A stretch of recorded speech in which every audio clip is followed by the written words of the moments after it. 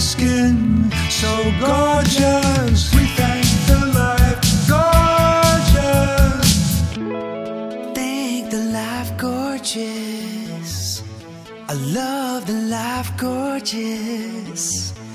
Its torso is so tight. Ladies and gentlemen, welcome to Life Gorgeous. My name is Craigers. This is where I share my magical life in hopes of improving your life. The Vikings have a bye week, and that's when I bother my old friend, the voice of the Minnesota Vikings, Paul Allen. Hello, sir. What's going on there, CK Craigers? Good to chat with you, brother. Thanks for squeezing me in. I mean, I don't know if you're jet lagged from London. Well, no, I mean, at this recording, we now have been back a couple of days. So some would call it champagne problems. Some would call it Western suburb problems.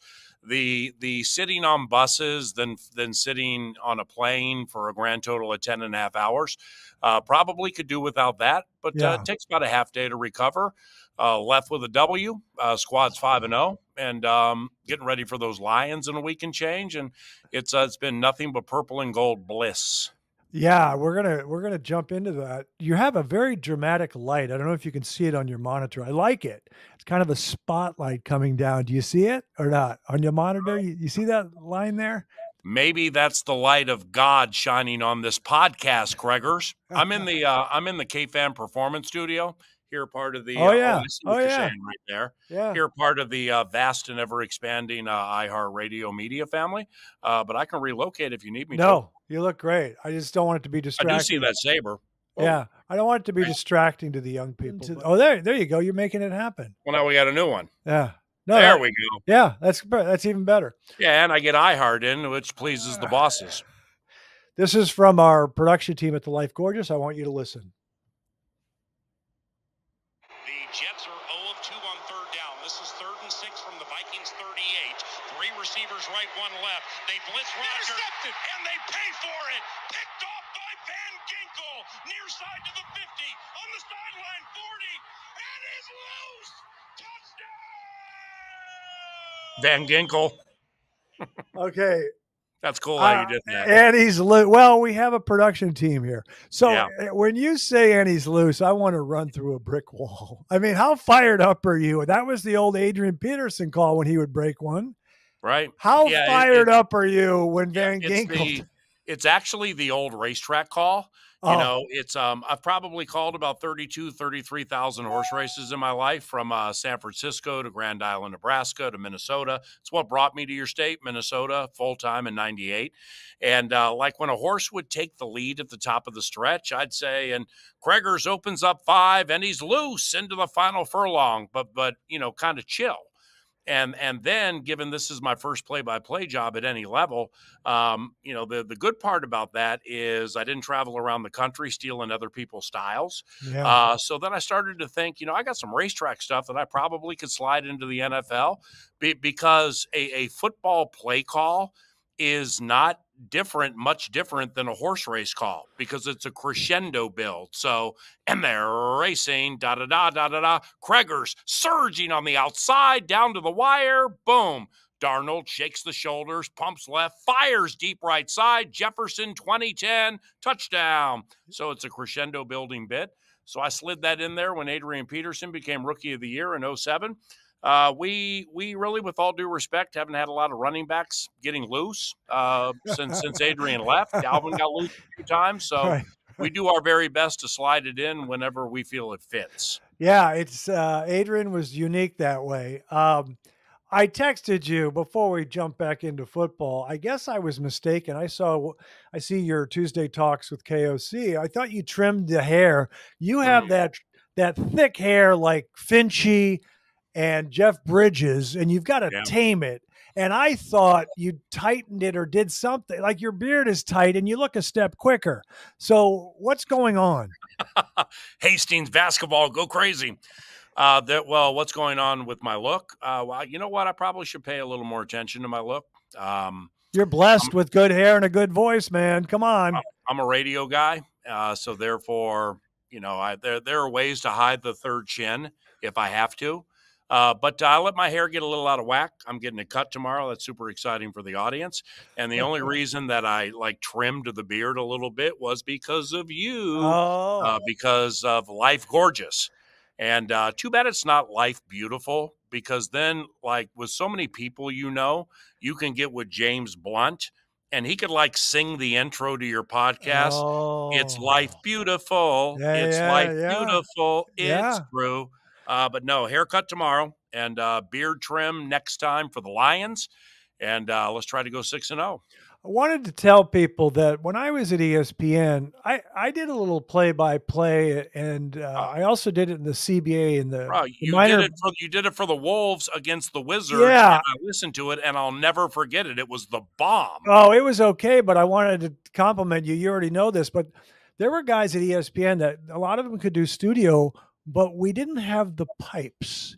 We didn't have the pipes, and our voice would get a little too high during a broadcast. I don't have the pipes.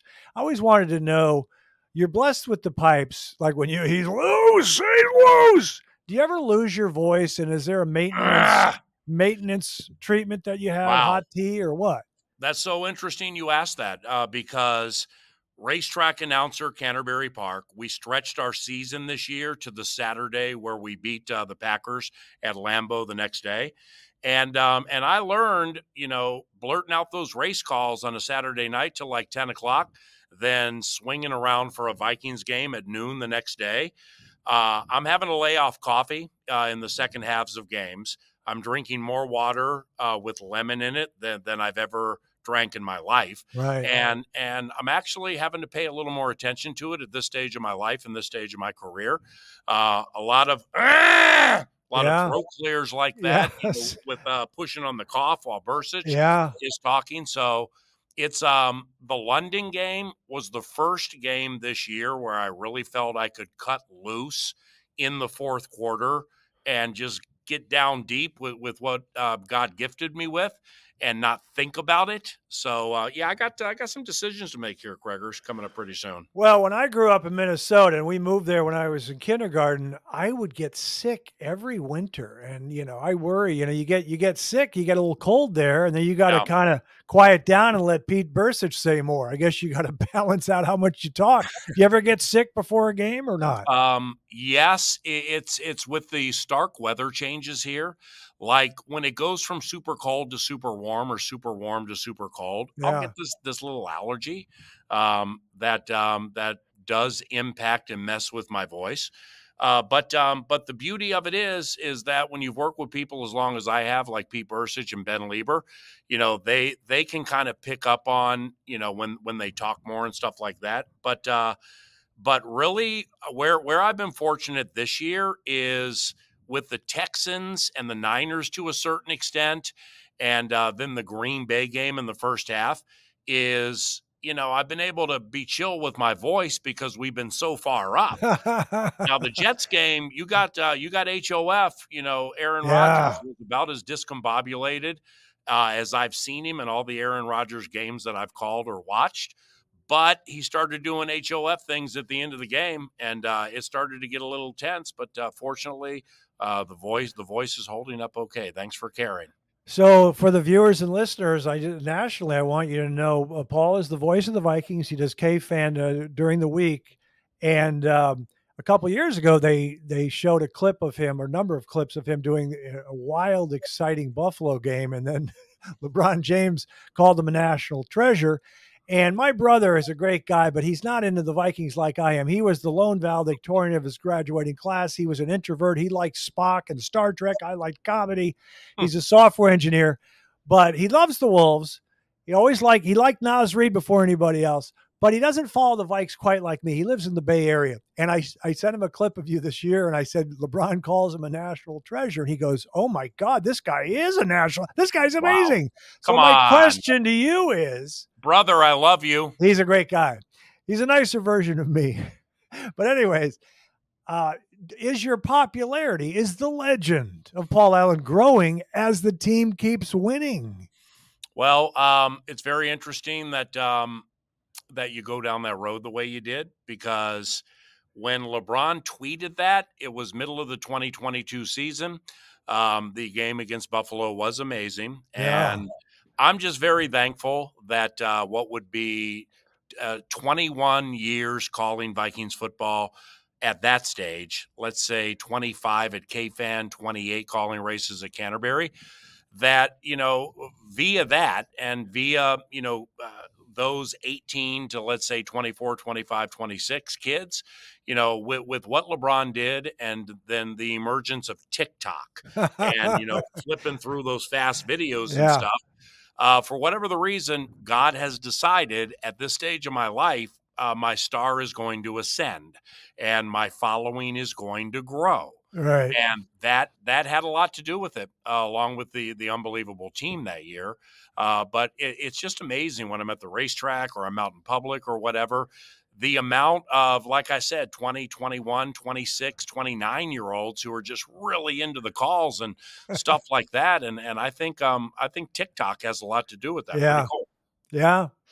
I remember people telling me when I did the CBS show, I left in 2004, and they said, YouTube wasn't that big then, but if it was bigger back then, you would have had so many Yeah. videos and all that Oh, come stuff. on, bro. Yeah, I got Um, you.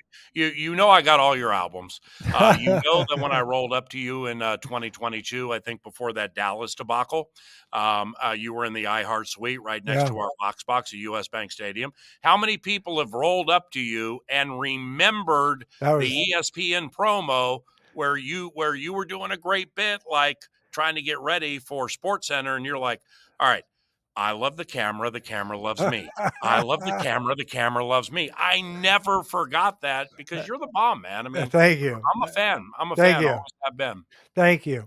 I grew up watching you. I always tell people that who are younger than me, I grew up watching you. No, so let's break this puppy down. Yeah. Is it the free agent class? Is it the best free agent Wow. class for the Vikes? What is going? Why are we 5-0, Paul? Let's long form it in oxymoronic short fashion. The general manager, Kwesi Adolfo-Mensah, okay, I can argue that he was the most antithetical, outside the norm general manager hire in the history of the NFL. So he starts in 2022 draft for a little while. I mean, it wasn't good. About the only way to put it. And I think Kwesi would look at it like that too. Now, Ty Chandler, Ed Ingram to a certain extent, and Jalen Naylor. All right. Well, they're starting to make the 2022 draft look a little better. So now that was Kwesi's first draft. He's moving all over the draft. We're taking loouse, stuff like that. He's not even on the team anymore. So now you fast forward from there to where we are now. If Kwesi Adolfo-Mensah, who is brilliant, and he has a lot of smart people around him too, if self-awareness is not prevalent, and if you're going to just pound your fist down like I've seen before and be like, damn it, I don't care what everybody thinks. We're keeping loouse, we're keeping whomever, we're playing them, and we're going to make it work. He's not like that. Yeah. So if your background is that of stock trading and commodities and markets and things like that, it's abundantly clear to me into this season, he looked at free agency as the New York Stock Exchange and like what you would draft on a Saturday, rounds 4, 5, and 6, maybe late Friday, like the end of the third round, NASDAQ.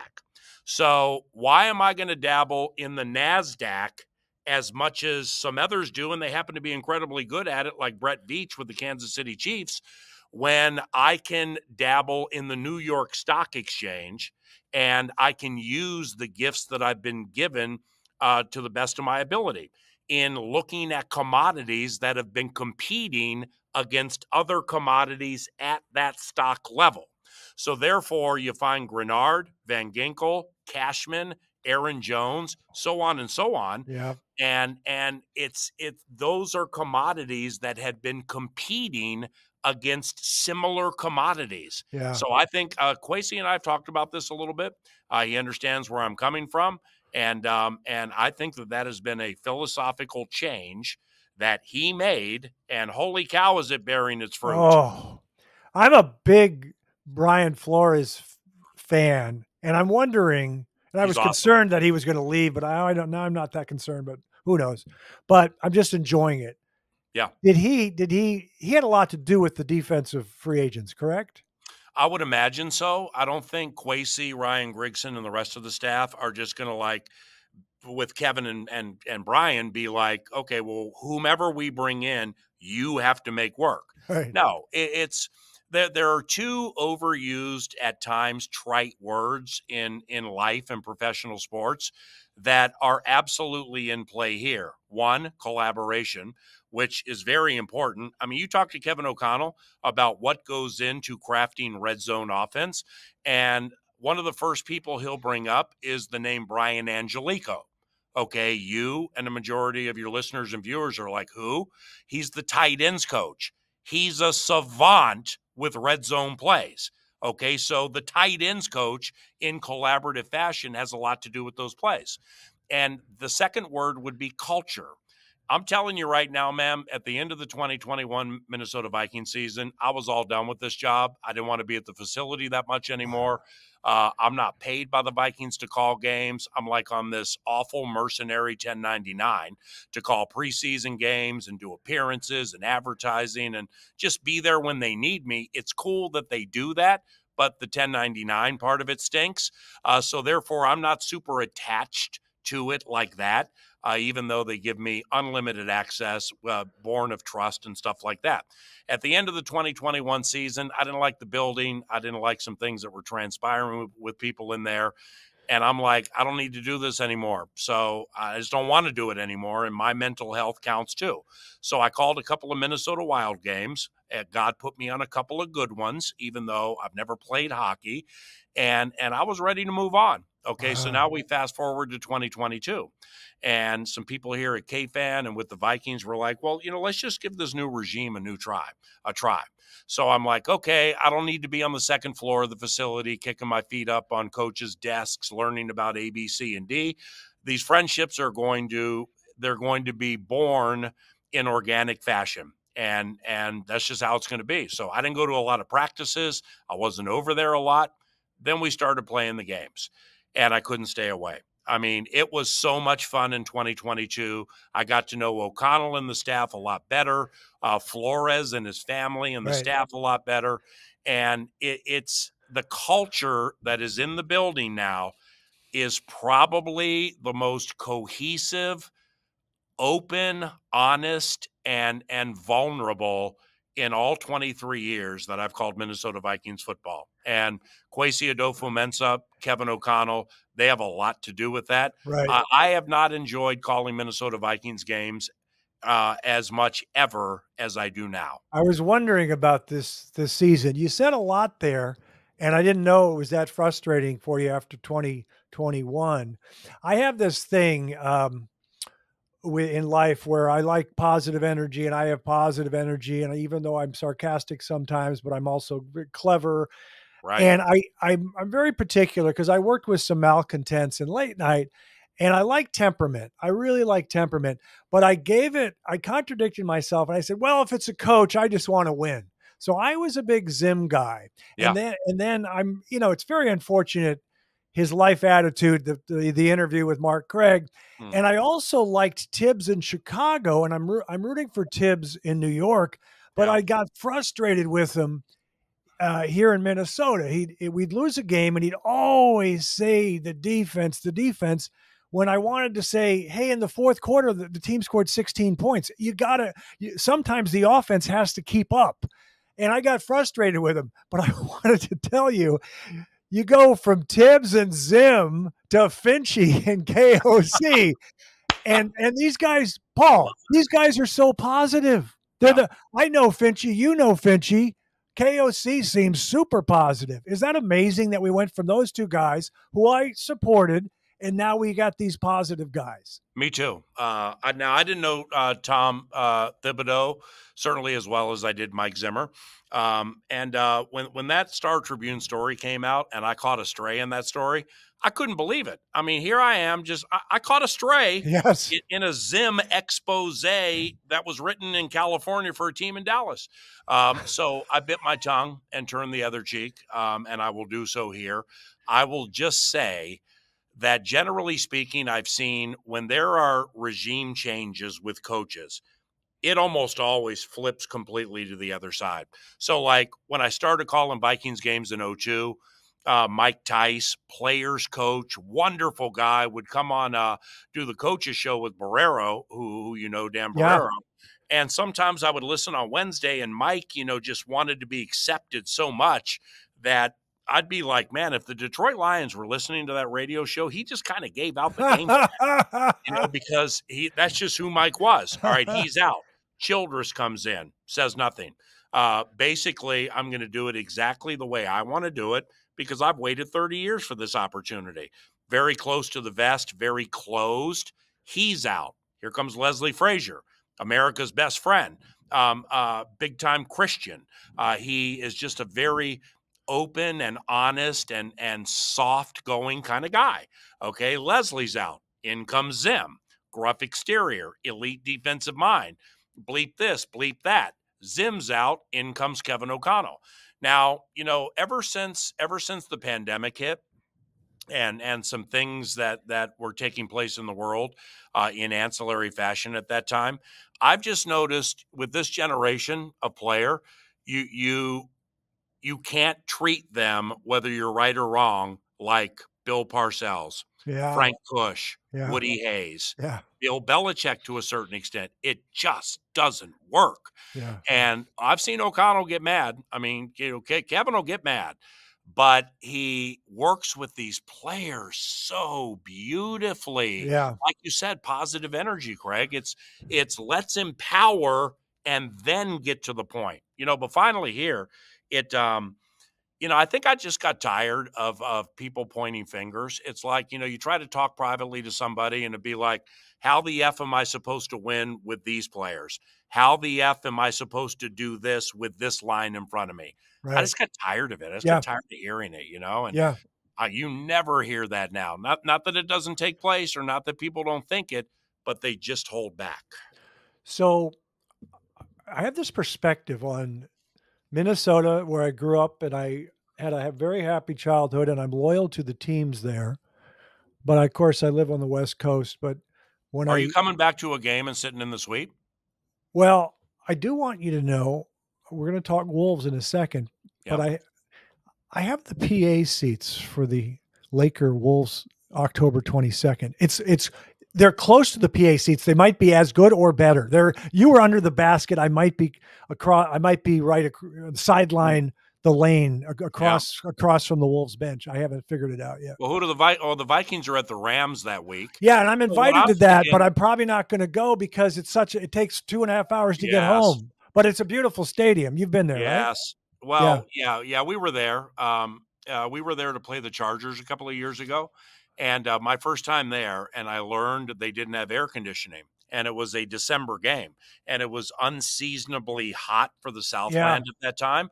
And I was just sweating, man. And I said to a friend of mine, I said, I know we're in a part of the country where they have dispensaries, but I had no idea they hydroponically grew people. Like this purple pullover is like purple hairs coming off something now. Yeah. So hot in here. But how about this? Not to divert the conversation too much, but iHeart Radio Suite, which you get whenever you want. You're Craig Kilborn. And I don't know the date, December 9th maybe, the Cousins game when the Falcons are. Oh, yeah. Bro, you got to be in the suite for that game, don't you? Kirko. Kirko Chains. He's playing well, man. He's playing well. I love it. I did have, prior to the season, I'm one of these guys that I get really frustrated with the schedule because we had the same record as the Bears last year, and we got to fly to Seattle. I always look at the schedule, the division, out of division games on the road. That's what bothers me. With Zim, we always flew to Seattle. Now we fly to Seattle.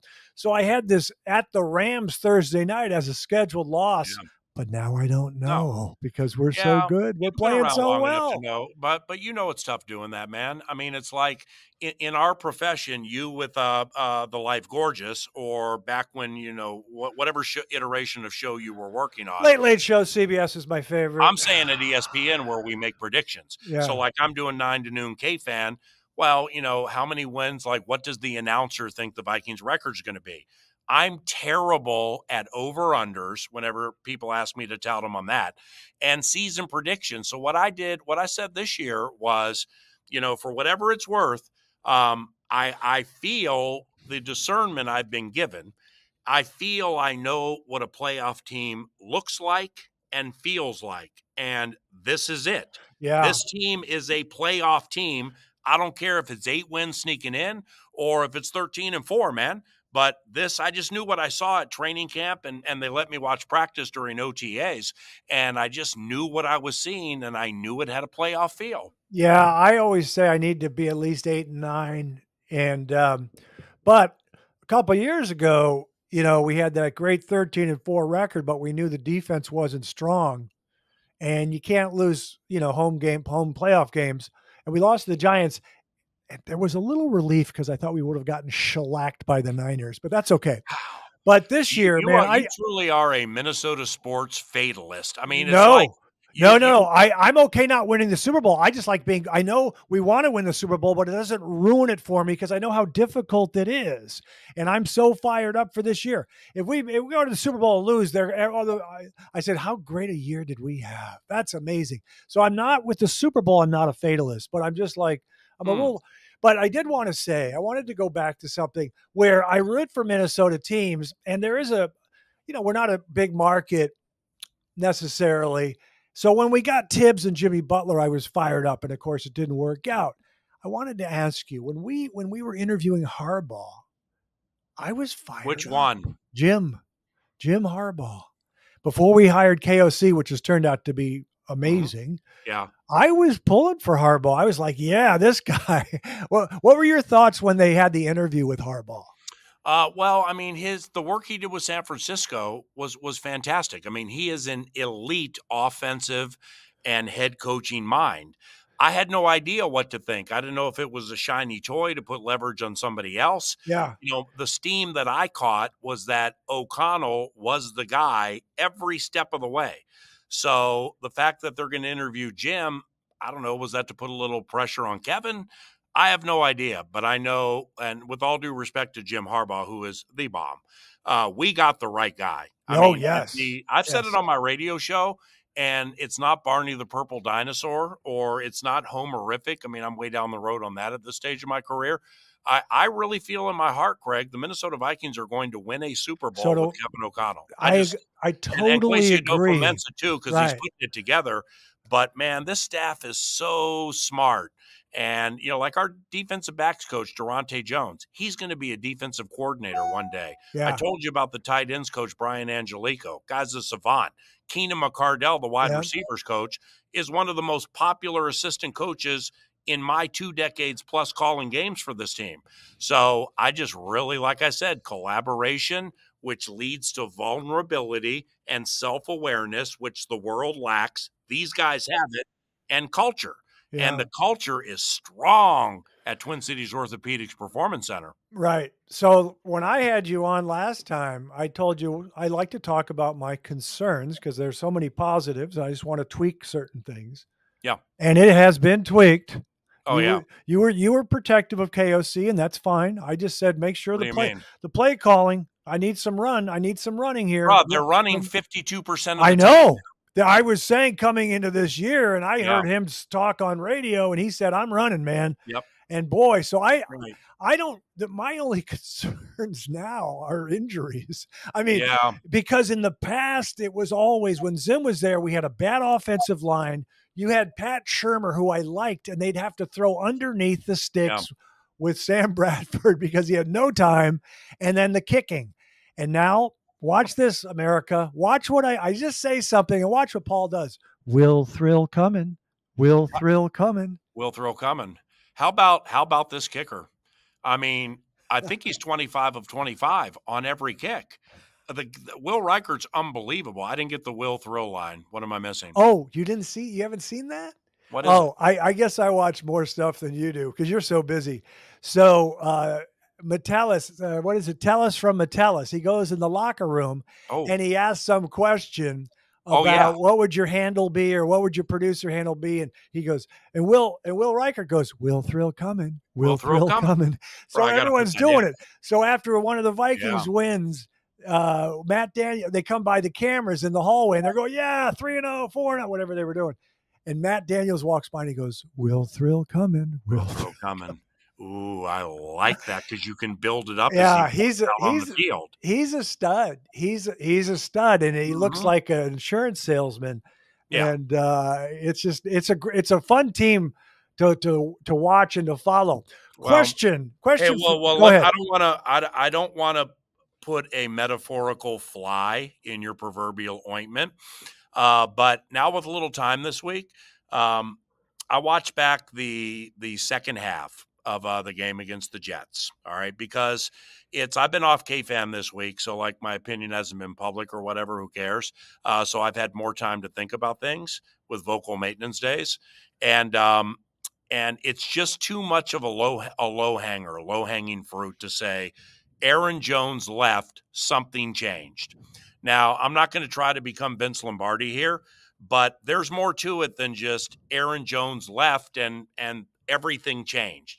So you got to deep dive and figure out what changed. All right. And here's all I'll lay out for you is the New York Jets with a very good defensive line, a very good front four, okay?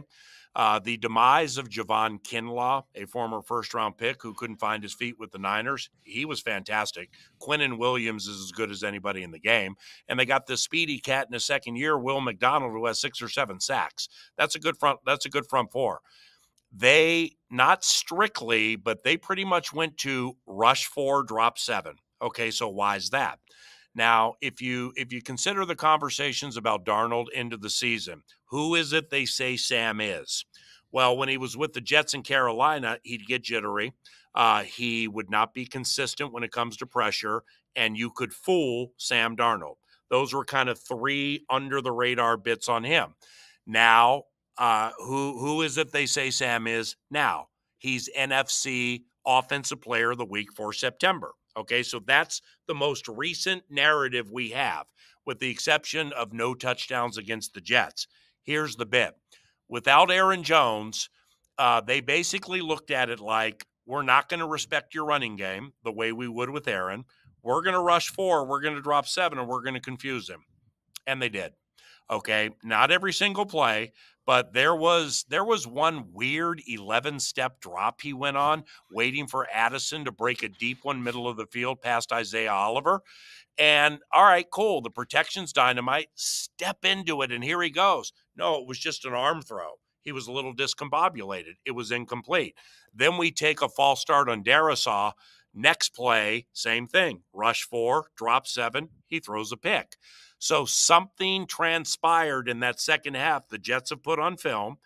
And so if it's going to be rush 4, drop 7, well, guess who's really good at rushing 4 and dropping 7? The Detroit Lions with Aiden Hutchinson. Oh boy. So just this is nothing. This is no panic. I'm not Right. putting a blanket over the whole thing. I'm just saying that's what I saw in the second half of this Jets game, and I'm glad we have a bye right now. When are you going to tell KOC this? Yeah, right. Well, next Tuesday I have a conversation with him, the one that you watch. Yeah. I will bring this up. I won't bring it up as straightforward and kind of flippantly as I have with you. Right. But something changed. And I'm not going to say Aaron Jones is more important to this team than Justin Jefferson, but when Jefferson went down last year, they found a way to win a bunch of games. When Aaron Jones left the game, it just changed. It was just, Ty Chandler has really improved, but he kind of played like Ty from last year a little bit. And I love Ty. I know it's there. But something changed, man. Well, I was going to ask you, because I was excited when we got Sam Darnold because I like talent, and we'll see how it unfolds. It did seem against the Jets that his accuracy was off, and some people said he'd gotten hit hard. He had, and that threw him off. You don't know why his accuracy was off, do you? Well, that could be because he did get hit. He came out. Mullins came in, just threw a dart to somebody for a first down. Aaron Jones. Yeah, Aaron Jones. And Nick Mullins, man, he's like a relief pitcher where if you need to strike out one guy, bottom of the eighth, bring him in, boom, and then went back to Darnold. It could be he was second guessing things because he got hit super hard, but then he came right back in. I'm telling you, is I know what I saw, and I watched back all these games. I watched them from an all 22 end zone angle standpoint, sideline stuff like that. And again, I don't know nearly as much about all of this and never will as coaches do. So I'm not disrespecting what people who watch all 22 watch, and they know how to watch it better than me. I'm saying I saw the Jets go from rushing 5 or 6 to rushing 4 and dropping back a bunch of guys. And if he wasn't as accurate as you would expect, could that be that he wasn't playing as fast, that he was second guessing some things? It plays into the who do they say Sam is? Right. You see what I'm saying? Yeah, yeah. The good news is, and KOC pointed this out, on the last drive to get the field goal, he hit 2 big, Justin and Johnny Munt, and that was great. And the Jefferson, I'm glad you brought that up. You're an elite football mind. The Jefferson hit was on a 4-man rush. Darnold stepped into it. And if you think he sees ghosts, and if you think you can easily confuse him, he proved you wrong on that. Right. So question about Aaron Jones, who I absolutely love, and he's as valuable as it gets. Do we add, because of durability, another running back? Well, financially speaking, I don't really know if what their situation is to do something like that. Ty Chandler is the backup running back. O'Connell and the staff have put a lot of time into raising him. He's lickety-split fast. Yeah. His pass protection's gotten better. With all due respect, I think I can say this because I know Ty well. It was bad in 2023. Almost couldn't count on him. And Ty can catch it. So now if Aaron Jones, he's week to week, I hope he plays in that Lions game. But if he doesn't, you have to be able to do at least some of what you do with Aaron Jones with the guy who comes in after him, which means throwing passes. You got to be able to throw passes to Ty Chandler to loosen that defense up. What was the plane ride? You're on the team playing back from London, correct? Yeah. What was it like?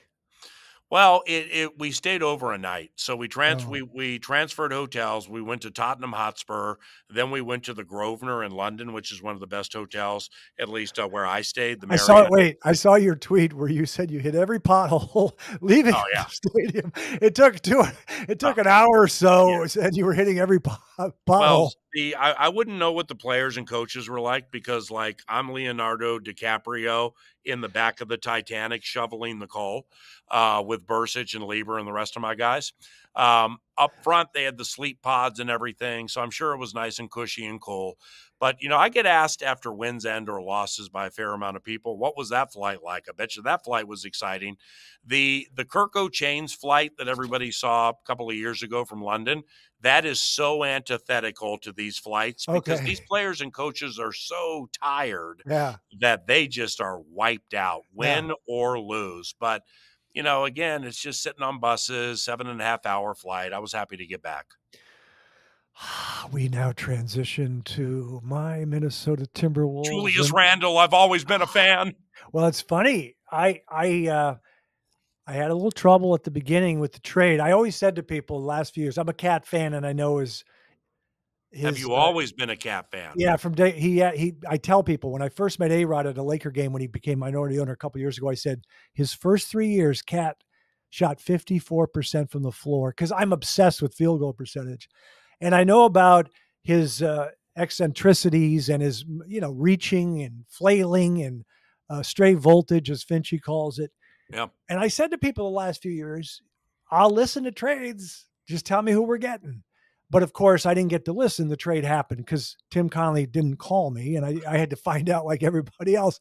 But I like Cat. I watched him last night in the exhibition, the Knicks at home. And he went 0 for 6, and then he finished 7 of 20 for 25 points. But I'm now fired up. I'm hoping the team is even better, if that's possible. I'm going to tell you, Dante, that's the guy I'm fired up about. Yep. Dante DiVincenzo. I don't know if you saw the first preseason game out in the desert that they played. Did you see that one or not? No, I watched back some of the DiVincenzo moments. Well, he didn't play much, but he hit those 3 threes. He had 11 in the first quarter, didn't play again. He hit 3 threes and a layup. Wow. And he moves without the ball. He has the quickest release. He has unlimited range. And I'm going to jump right into it because I might have Finchie on. I don't know if I'm going to bother him, but he's great. Who are you going to play at the end of the game? Right. We're so deep. You know what I'm saying? Yeah, I mean, you got Conley, DiVincenzo, Anthony Edwards, Jaden McDaniels. Ooh, Gobert or Randall. Ooh. Yeah, and embarrassment of riches up in I here. saw Austin Rivers on a podcast say, and I don't agree with him, but he said Nas was going to play over Randall at the end of the game. Nas. Wow. Right. Well, you can't. Yeah, you can't start Nas, and this is no disrespect to Nas. You just know how it works, man. I mean, if you trade for Julius Randle and he and the coach love each other from their days in New Orleans, Randle is more of a veteran, and he's going to start. Okay, I'd be shocked. And Finchie already announced that, just to let you did? know. Yes. Okay, cool. Well, but Nas and where is DiVincenzo going to start? I mean, No, you got Conley and Ant, Jaden, Randall, and Gobert. So you're telling me we now have Nas Reed, Dante DiVincenzo, Dillingham, who's lickety-split fast, right? Terrence Shannon Jr. So look at those 4 you have coming off the bench. That's nice. Not to mention old man Ingles, Joe Ingles. Oh, yeah, Joe Ingles. Yeah, no, I am Paul. I am so fired up for the Wolves, as you can imagine. So I was actually going to tell people after the draft, I'm like, okay, Dillingham, how good is he? Because he had a rough summer league, but he did shoot 47% at Kentucky, and he shot like 28% in the summer league. Yep. But then he had a good first game, and you can't teach those quicks and that shiftiness. Agreed. So I'm so fired up for him. Then we do the trade, and now all I care about is Dante and Julius Randle. I mean, it's so much fun being a Wolves fan. Well, see, I mean, I really like Julius Randle, and I always have. It's with Julius here. I don't think this would be a problem, but like when I start thinking about it the way you do, and I have a lot. Edwards is the one who needs the ball at the end of the game, tight game, right? Yep. Okay. Well, Julius is used to being that guy. And Julius, he doesn't pound the ball on the court like James Harden for 18 seconds. He does pound it. Pound it. That's an issue. It takes Julius a minute to get going with all the fakes and everything. Yeah. So, what are they going to do at the ends of games? I think it's a good problem to have. It is. Because if Julius catches fire with that sweet little left hand and you double him, well, now you're kicking out to DiVincenzo for an open 3 or Edwards singled. Yeah, Finch's squad is loaded. But, one thing that I know they like about this deal, I don't think they've gotten loud about it, is it's a pick and roll game. And Julius Randle's work off the pick and roll ball handling is so much better than Karl Anthony Towns. Now, when it comes to, who's tougher and why, okay, that's gonna lay itself out as you start playing games. Who's mentally tougher and why. But Julius Randle off that pick and roll, I think you're going to like that. Yeah, I saw him. He scored his career high is 56 or 57 against the Wolves. Yeah. I guess he's supposed to be a decent defender is my understanding, which would you say the same about Karl? Yeah. I didn't know because I love looking at these stats. He's a good rebounder. He gets 10 a game, 9 to 10 a game. He can. Oh, yeah, boy. he can get 5 assists a game. Now, he's a good passer. He ain't get as many threes as Cat. I'm telling you, off that pick and roll with the way Finchie aligns offense, Randle is really going to be good. So my only concerns, because I like to tell people my concerns, because then Finchie will hear this. Keep the turnovers down. I don't like turnovers. I'm a perfectionist. Jaden McDaniels, Nas, don't be loose with the ball. Yep. Even Ant. I was at a practice with the Wolves in L.A. last year, and Finch introduced me to Ant, and I said to Ant, keep working on your game. Let's not turn it over too much. And he said, nice. I took a picture. Nice meeting you. And I said to Finchie, is it okay? I told him not to turn it over. He says, we're all telling him the same thing. Yeah, we'll see if he had been offended and actually remembered the old school days of ESPN, then he could have been like, okay, cool meeting you, Rich Eisen. Have a good day. By the way, Rich did the Jets game, and he was pulling for the Jets. He's a Jets fan. What do you mean? But you know what? I say this the- on Twitter a lot. Like I wish Paul could call the TV games because so-and-so is rooting for the other team. I saw a lot of that with Eisen, and I like Rich. I don't talk to him he's a my ton. guy. He's my guy. Wow. So was he really rooting for the Jets? Oh, he's a Jets fan. It was subtle. It was subtle. It I'm was glad like, he took that like out. the last field goal by Will the Thrill. He's like, oh, I thought that was going to go right. He was hoping. Well, Will Reichert, just for 8 seconds, because I like this line. I've used it twice. Will Reichert's right foot is so strong. When he hit a 58-yarder against the Houston Texans, it hit the right upright. The upright moved. The football didn't. Ah, that's a good one. Yeah. And then the camera work and the zoom in. That was great. How many Wolves games will PA go to this year at home? 15 to 25. Wow, that's a lot. Something like that. Yeah, That's I'll a go to a lot. lot of them. It's old school with my son Derek, who's 23. And I used to bring Derek to a lot of games when he was little. He'd have his flag, he'd paint his face and everything. But those were during the Ricky Avis days. Copyright Corey Cove from our Power Trip Morning Show. His name was Ricky Avis because there was no D in Davis. So bringing Derek to these games now, that's who I was with when I saw you in Los Angeles for the Lakers and Clippers. Oh, right. Yeah. For those games. So depending on his schedule, I'll get to 15, 20-ish. If you ever want to sit courtside, let me know. I'll tell my guy Charlie Swanson. We'll get you set up courtside. Oh, Okay? Charlie's cool. Charlie's the greatest. Is it with Audi? Lexus. Lexus. Lexus Courtside Club. Yeah. No, That's how I Charlie's got- fantastic. Charlie's coming out for the game October 22nd in LA. Of course he is. We're going to go to the Polo Lounge, the Beverly Hills Hotel, and then we're course going to you go are. down to the. I haven't decided what to wear yet. Let me guess. Dinner at Dantana's in Maybe Beverly Hills Frank, too, right? Musso and Frank or Dantana's. I mean, you know. That's the best. Wait, have you been to Dantana's or not? Yes. After that 2009 season, some of my calls got a lot of shine. Yeah. So NFL Network actually asked me to come out and be on the set for a couple of whatever it was, NFL Network shows. Right. And between a Wednesday and a Thursday, they took me to Dantana's. And so I roll in there and there are cameras outside of there. I'm like, damn. Well, I guess TMZ hangs out outside of there just waiting to find the next Kilby, the next Kreger's to walk out and ask a question.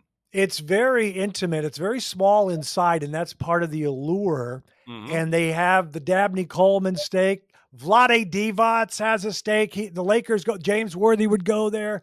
Nice. And it's a pretty cool spot. And then Musso and Frank is in Hollywood, and that's where they filmed Once Upon a Time in Hollywood, a scene there with Pacino and Brad Pitt and Leo. But it's a fun place. A lot of good food out here. Ladies and gentlemen, let's talk about something called branding. Lord Kilby, of course, doesn't need help with his own personal brand because everyone kind of grooves on it. They get it. It's organic. But your company probably does need help with branding. Why? Because we all know appearances matter. By the way, I just winked after I said that. You should chat with my friends at Leggera Creative. It's a boutique creative agency. They're just nice people that are cursed by an unstoppable flow of brilliant ideas. They'll freshen up your company's brand voice so that you can attract higher paying customers. Yes, you should trust your logo project to the adorable geniuses at Leggera Creative. Leggera Creative normally charges $550 for their brand analysis report. However, we're going to waive that puppy for the Life Gorgeous listeners. Go to LeggeraCreative.com/Kilborn. That's Leggera, like Leggera, creative.com/Kilborn. And you guessed it, Leggera is a cool Italian word. I got to move. I got to go. Back to the Life Gorgeous podcast. My name is Kregers. And remember, young people, I'm proud of you. And coming up in a mere moments is the Life Gorgeous quiz. We'll wrap up with the Life Gorgeous quiz. I know you're busy. You're going to go take a steam and we're good and get a massage. I know I'd your like your that. week off. I'd like that. I can't wait to see the haircut. You're going to go nice and tight so you can touch the rim or the net. So This is called a You're PA playing so prediction. fast right now. What's that? You're playing so fast right now. PA prediction. Glenn Taylor versus Mark Lowry and A-Rod. Do you have an opinion? Oh, wow. Wow. That's a I mean, tough one. I don't know. that's in some weeds and some stuff that I think is boring, and I don't Right. really follow it that closely. Glenn's been around here a long time. Glenn's very, very smart. And I'm not saying Lori and A-Rod aren't. They Right. are. But this thing's crazy, man. I have no idea what to say to that. I would say, it's not. I love that Finchie and the team doesn't seem to care.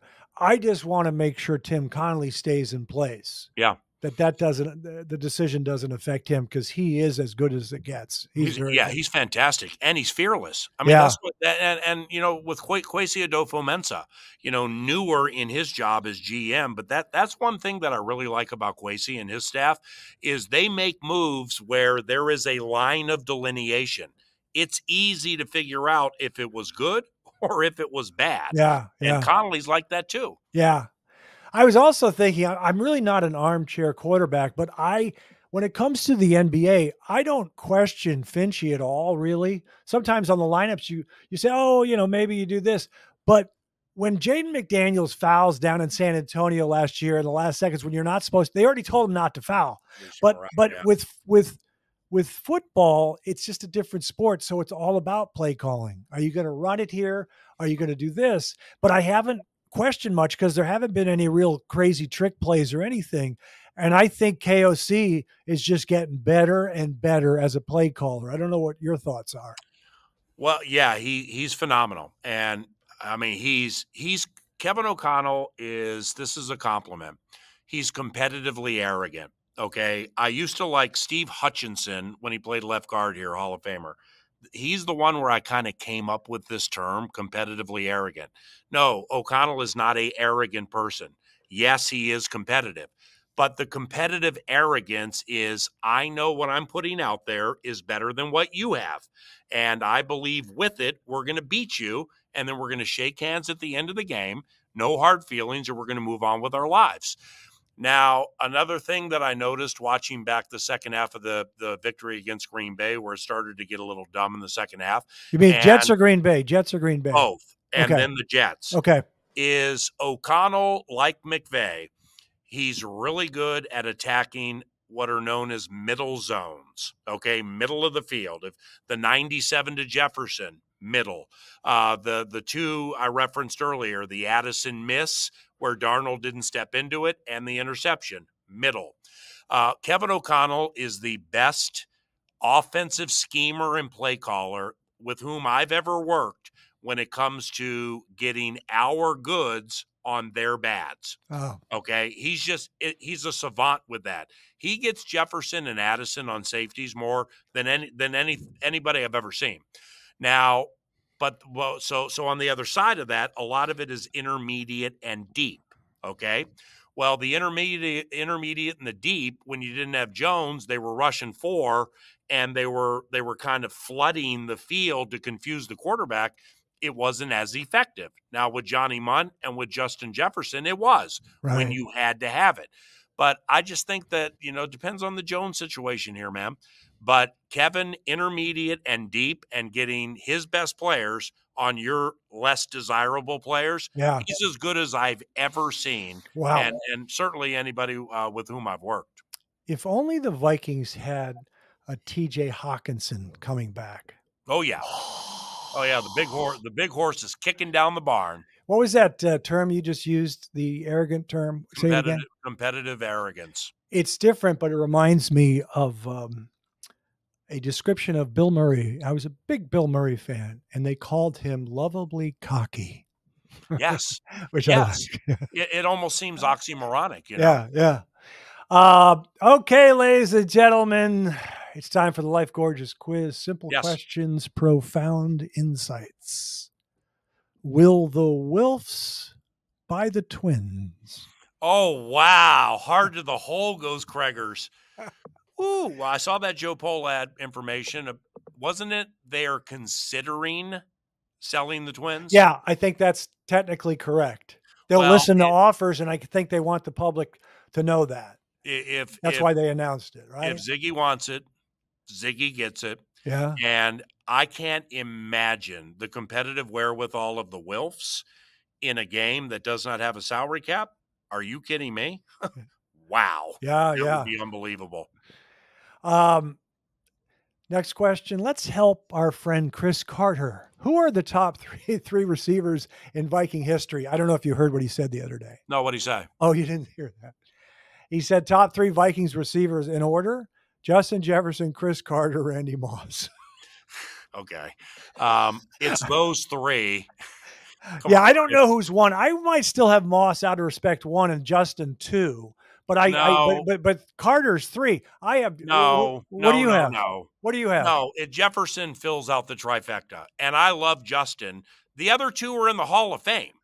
So, I mean, if you get that HOF jacket, you fill the exacta. Justin 5 into it. I mean, Justin has cracked so many Randy Moss related records in his first 5 years. Like, it was happening every week his rookie year and his second year. But I got to put Justin 3rd right now. Moss 1, Carter 2. I have the vision. I see it all. I already know that Justin's better than Chris Carter, but that's okay. I know what you're doing. You're showing respect. You're waiting. You're pausing. Well, why is he better than Chris? He's a better route runner, and he's faster, and he does more than catch. He does more than just catch touchdowns. I agree. No, I agree with you. But he will be in the long run. He will be. I'm just jumping ahead. I believe Justin will be better, and I love Chris Carter, by the way. Yep, I understand. Greatest hands around, man. Greatest hands around. Next question: best meal in London. Best meal in London. Oh, wow. Sometimes they say it's not good food, and the best food are Indian restaurants in London. Indian food. Okay, Gregors. Yes, it's my 4th trip to London. 2013 beat the Steelers. 2017 beat the Browns at Twickenham. 2022 beat the Saints, Tottenham Hotspur. 2024. So, I mean, I've been to so many Mediterranean restaurants and Indian restaurants in London proper. I can't remember the name of the place, but I did have an Indian meal with butter chicken, paneer pakora, which is an appetizer that is like fried cheese, and some form of curry. It was terrific. Good for you. It's good food. I love it. My favorite city. I've only been there once in the 90s. I love London. Yeah, London's bomb. I'm an Anglophile, but I've only been there once because I don't like to fly, but that was back in the 90s. Okay. Mm-hmm. Favorite British actor of all time? Oh, geez. Staying in. Okay. How about Russell Crowe's from Australia, right? Correct. Let's go Hugh Grant. Oh, he's good. He's good. He's supposed to have a bad attitude, but he's a very good actor. He had, what was it, Notting Hill? Yeah. Where he worked at the bookstore. Correct. Yeah. That sounds right. That movie was the bomb. Yeah. I mean, that was sentimental. I'm an emotional man. I love that movie. Julia Roberts was also in it, I believe. So I thought Hugh Grant. Who am I missing? No. Oh, wait, Anthony Hopkins? No, he's tremendous. Yeah. Yeah. Is he British? Yeah. Yeah. Anthony Hopkins. Yeah. Okay. Yeah. I mean, Van Helsing in Francis Ford Coppola's Dracula. Right. When he's trying to run down who was Dracula? Jonathan Harker was Keanu Reeves. I gotta look it up. Winona Ryder was Wilhelmina Murray. Right. Gary Oldman. That's Gary. who it was. Slow Horses. Dracula performance. I love Gary Oldman. Slow Horses. I love Dracula and vampire stuff. Yeah. And Anthony Hopkins in that. Ooh, wow, he was good. Yeah, I like some of the actors I like are deceased, like Peter O'Toole and Richard Burton, who was my dad's favorite actor. I do enjoy Daniel Craig. I don't know if you've ever seen him in Girl with the Dragon Tattoo, which is a very good, yes. Yeah, but movie. You know what? His I subscribed at one point to his sister's diet plan, and I actually sprouted a 4th chin. So I opted against it. Oh, that's why we have the beards. Right. 2 more questions. Time for 2 more. Time for 2. I'll try to think which one I'll finish off with the easier one. This one, I don't want you to feel bad because it's a game I used to play. I used to name a player and say, get within 2 of his career stats. Elvin Hayes' career stats, points per games, rebounds, and field goal percentage, because I was a little surprised at his field goal percentage. But I know you love Elvin Hayes because you grew up out there with the Wizards and the Bullets. Yeah. Elvin Hayes' career scoring. Elvin Hayes had the Kobe Bryant, Michael Jordan baseline fadeaway jumper before Kobe Absolutely. and Michael had it. Yeah. He played at the University of Houston, and he was the bomb. And he was my favorite player when I lived back there and watched him play at the Cap Center. I'm going to say points per game, I'm going to put him at 16.5. Rebounds, I'm going to go 9.2. Assists, 3.1. What's his field goal percentage? 54.5%. I thought his field goal percentage would be higher, like Mikhail. It's only 45. Jeez. But he did average 21 points a game for his career and 12.5 rebounds for the Big E. Yeah, that'd be a good fantasy basketball player. Yeah. And finally, do you ever eat in St. Paul? Are you one of those snobs like John Krasinski who refuses to go to St. Paul? Or do you ever go to St. Paul and go to the Lexington or the Coney Island place? Yeah, or I haven't been to Meritage? Lexington. My friend Nick owns a part of a chain of restaurants called Revival. It's comfort foods, it's soul food, and they have a Revival as a place in St. Paul I love. But with all due respect to everybody involved, if I'm going to mention St. Paul and I'm going to mention culinary and cuisine, it's Johnny Mancini. I mean, it's Mancini's. Yes. I went there as a kid, man. Oh, yeah. But the only problem, like the first time I went to Mancini's, the only problem I had is it has such an Italian mafioso feel to it with the lounge and the old Rat Pack kind of band playing.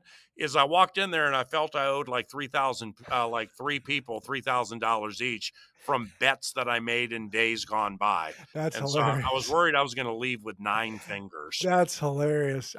My dad worked in St. Paul, and so we would go up to Mancini's, and that has a great vibe. You're right. Oh, the Sopranos vibe right up there. Love it. Absolutely. PA, it's a joy, man. I know you're busy. Love you. Like squeeze you in during the bye week. And I'll see you at a Wolves game. If I make it out to the Vikings Rams, I'll say hi. Mm-hmm. Well, don't forget, we got the Cousins game in early December. Okay. So the Life is Gorgeous advertising money can get you there. We know people to get you in that suite. Shoot, you can stand in the Vox box next to me with headphones on when I'm calling the game if you want. We'd love to see you. You're saying when Kirk Cousins gets picked by Van Ginkel, I can be right there? I'll hold my mic out and you can say, "He's Van loose!" Ginkel is loose. Great to see you, brother. Love you, buddy. See ya. Love you, man. That's Paul Allen, the voice of the Vikings. We'll see you next time. And remember, young people, I'm proud of you. Love the life gorgeous. Its torso is so tight.